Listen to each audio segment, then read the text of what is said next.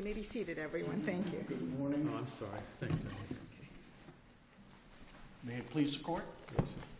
I'm Jeff Fridkin with Grant Fridkin Pearson in Naples for Alico, Inc. We are here seeking review and reversal of an order denying attorney's fees under Florida statutes, section 57.105. I'd like 10 minutes, Your Honor, and then 10 minutes on the backside. We usually give up to 5 minutes on rebuttal, since it's rebuttal. Yes. What's the... The only reason I was thinking differently than any appeal I'd presented before is I'm going to express, as was made clear in the brief, so that there are no, not even a scintilla of admissible evidence to support the various claims. You're using your time making your argument. I mean, fine, five minutes rebuttal is what we do. That'll work. All right. Thank you.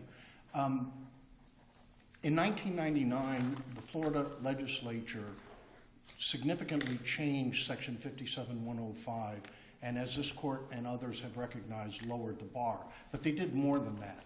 They created a legal right in favor of the citizens of the state of Florida to be free of the expense of litigation that fails to meet a rather simple and straightforward test, a test that did not exist before. That test is, are the material facts necessary to support the claim present?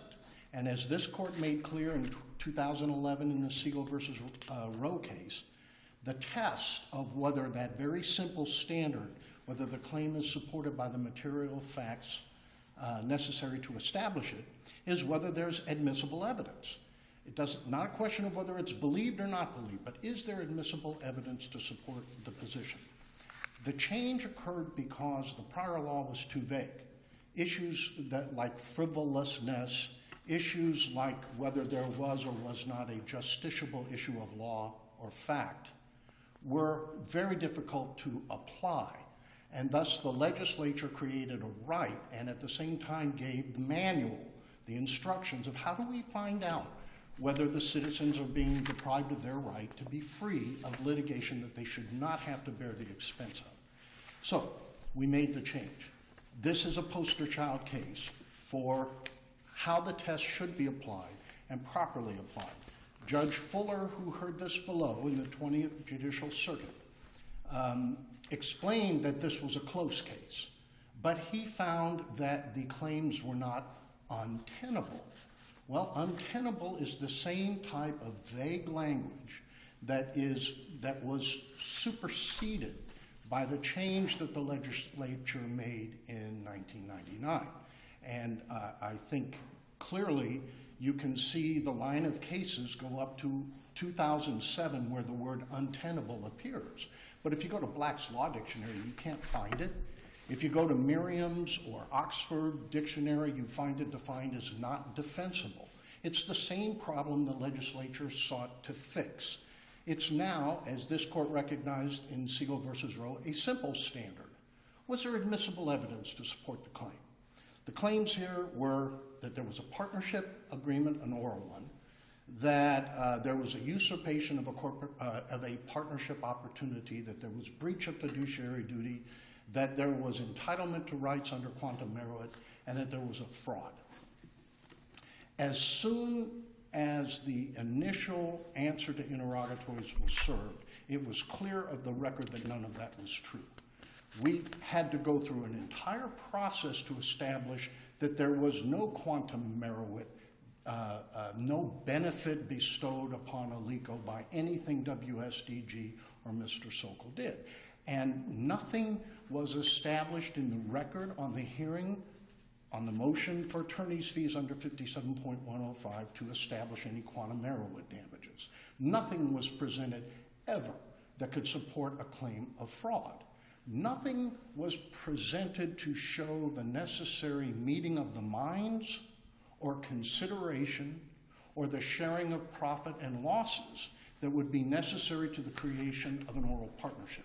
What was shown was that there was a meeting, there was a discussion where Mr. Sokol on behalf of WSDG promoted a partnership where Alico listened, and in less than 48 hours, business hours, mind you, is a Thursday and a Monday, informed Mr. Sokol that there was no interest in pursuing a partnership.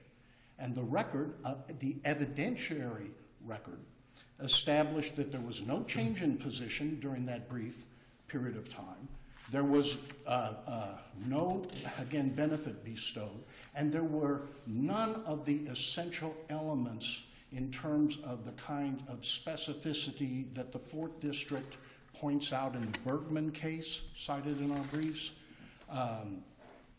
necessary to create an agreement that's capable of being reached. Last but not least, I want to encourage the court to look at the DeVoe case, DeVoe versus Westwood Baptist Church, that's in the brief, because it, like this case, is one where what got pursued in the way of negotiations and unclear, undefined exchanges of information never rose to the level of an enforceable contract. And the 1st District in DeVoe wasn't there faced with 57105 motions. They sui sponte found that both the litigant and the lawyer should not be pursuing a case that was so obviously not supported by the material facts necessary to establish the claim. Quick question for you. Judge Fuller, when he made the statement that this is a close case, did he explain, or did he go, was there any specific reasons that he set forth? He did not. He did not. His statement was, it's not so untenable. So he was going back to the more vague standard of frivolous, the more vague standard of absence of a justiciable issue of fact. There were enough arguments that counsel for WSDG was capable of making that I mean, I can only read the judge's mind, but caused the judge to believe, well, there was something to argue about. Okay. And that's in part because there's capable counsel on the other side. I understand, but if you push that statement aside, the untenable aspect, and just look at the other portion of the statement that Judge Fuller said in terms of it being a close case, because we all know what the statute really is there, and you've outlined it beautifully, that the whole purpose of the legislature is to get rid of the cases that really merit that they should not really go forward, and to try to put some sort of perhaps teeth into, and to caution people from just bringing claims that they cannot prove. That language for it being a close case, quote unquote. I think that Judge Fuller alluded, and he doesn't say it expressly, but he alluded to his belief that at the end of the day it was simply a matter of the credibility of one Albert Sokol.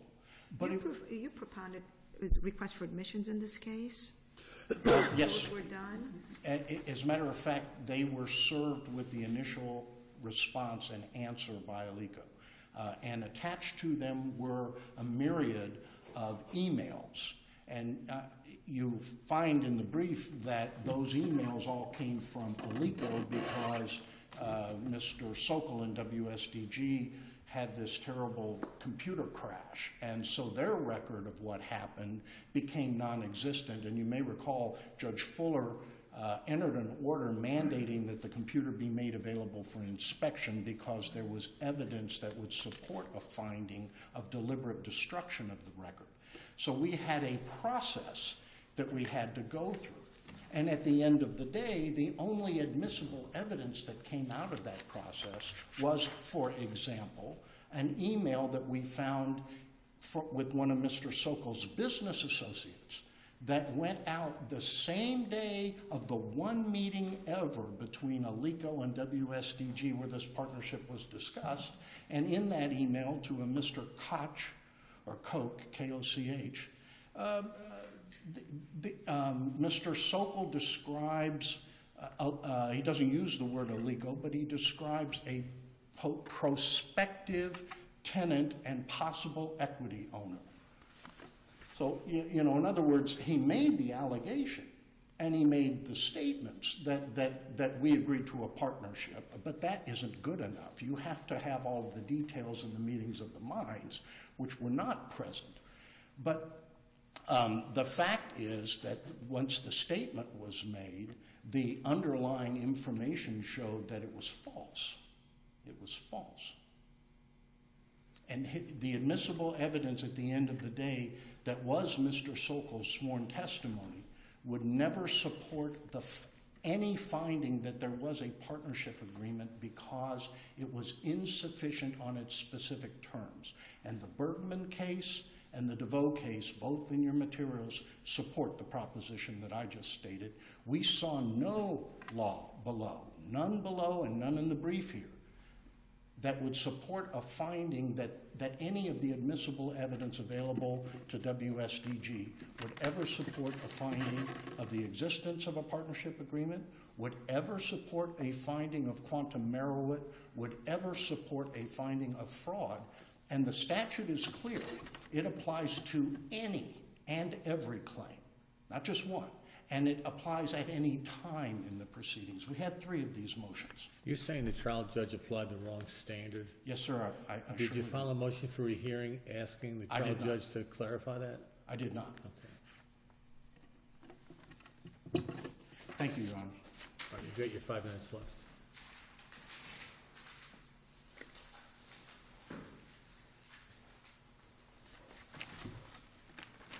May it please the court, Greg Woods of Woods, Weidner Law, Machete, Naples, Florida, on behalf of Appellate. We're here on 3 motions for sanctions. It's the practice of a legal in this process. Whenever there's a pleading filed, we'll file a motion for sanctions. It's a 2-sentence motion. Doesn't tell you anything specific. Just says you can't prove your case. There aren't material facts. You have to look at the context in which this case arose. The judge granted a motion for summary judgment on a statute of frauds defense. Had nothing to do with the merits of the case. It was a technical defense that the judge granted summary judgment on. My client elected not to appeal that decision.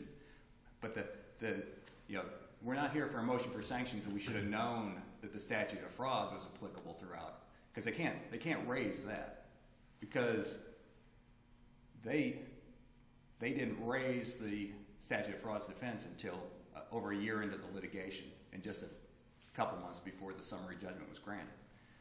So they never filed a motion to dismiss, never challenged the pleadings. We had an original complaint, an amended complaint, a second amended complaint. Never challenged the allegations as to oral contract in any of those pleadings. No motions to dismiss, no motions to strike, no motion for more definite statement. They simply answered. And so this case never got to the merits. And they're trying to get attorney's fees after the fact on the merits. They're not trying to get attorney's fees that we should have known as a matter of law the statute of frauds was there, because they can't. And they never made a motion to that effect. And they never made a new motion. Well, do you agree the trial court applied the wrong standard? Absolutely not, Your Honor. All right, tell us why. Let's look at what the trial court said.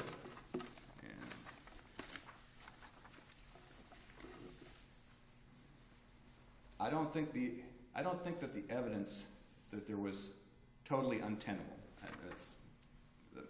I think there were factual issues for resolution by the finder of fact.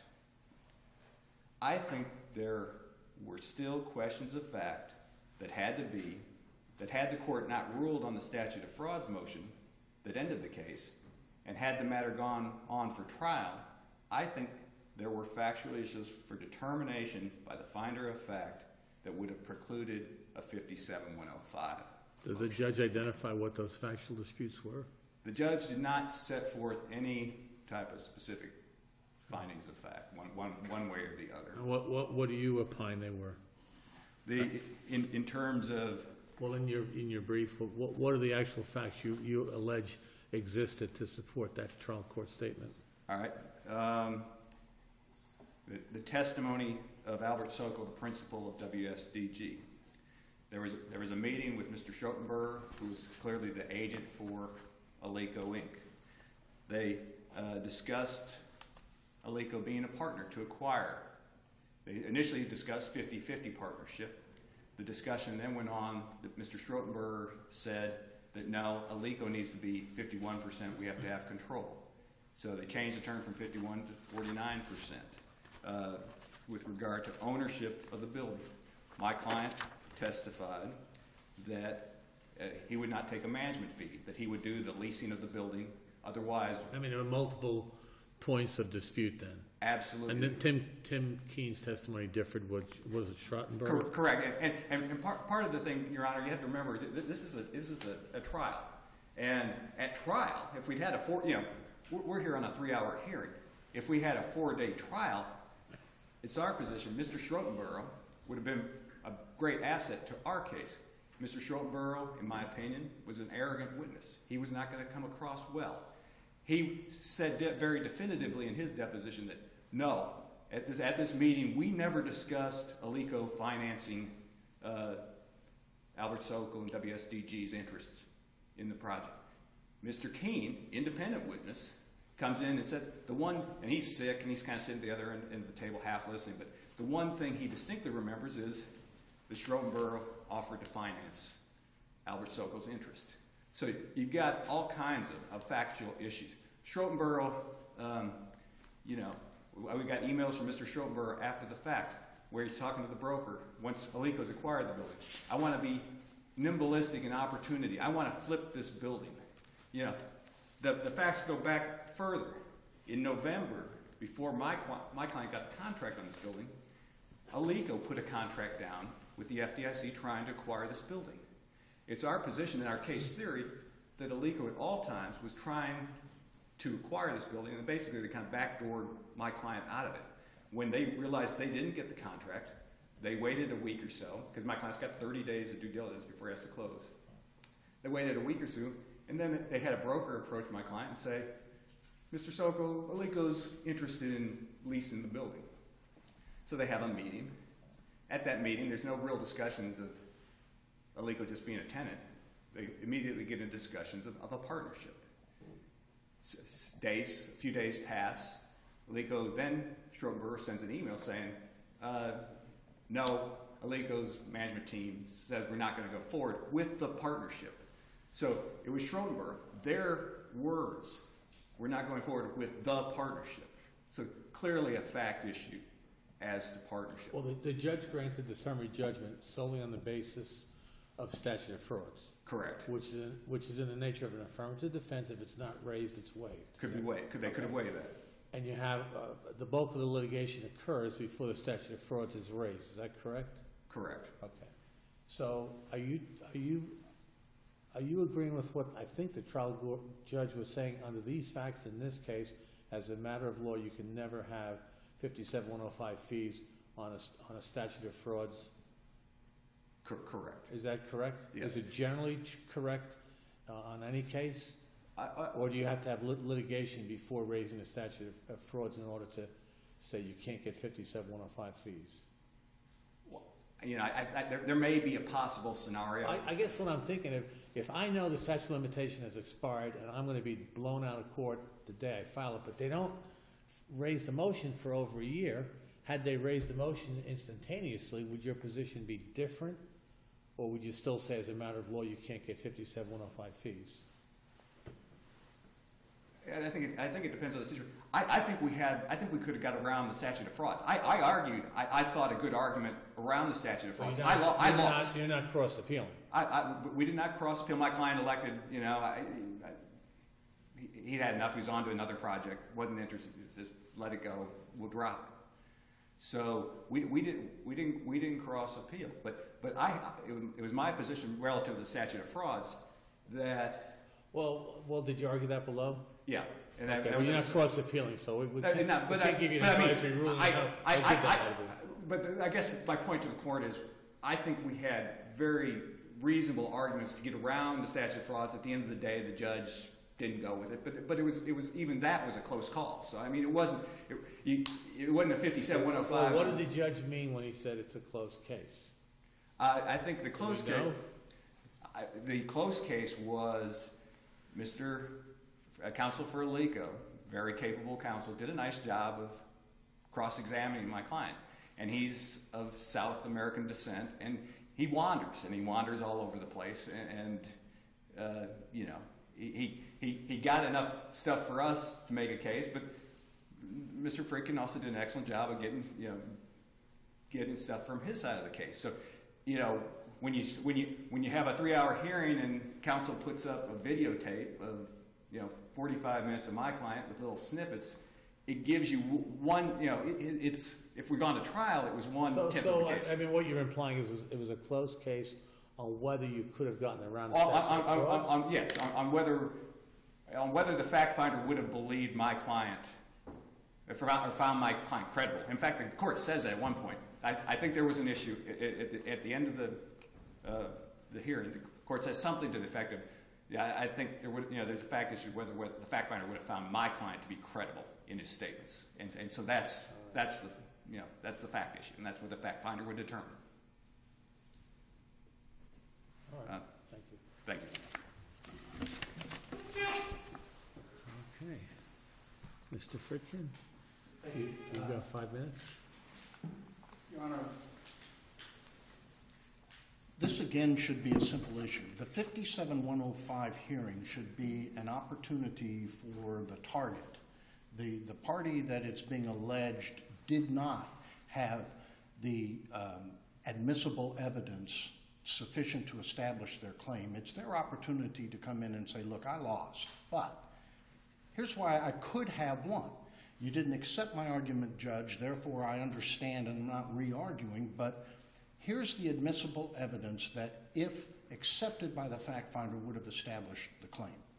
The problem that this case suffers from is it's easy to plead things. You don't file motions to dismiss when we know they're simply going to be overruled, particularly by trial judges who see in the reporter series a vastly higher number of cases reversed for granting motions to dismiss than being sustained for granting motions to dismiss. So developing the underlying facts becomes important.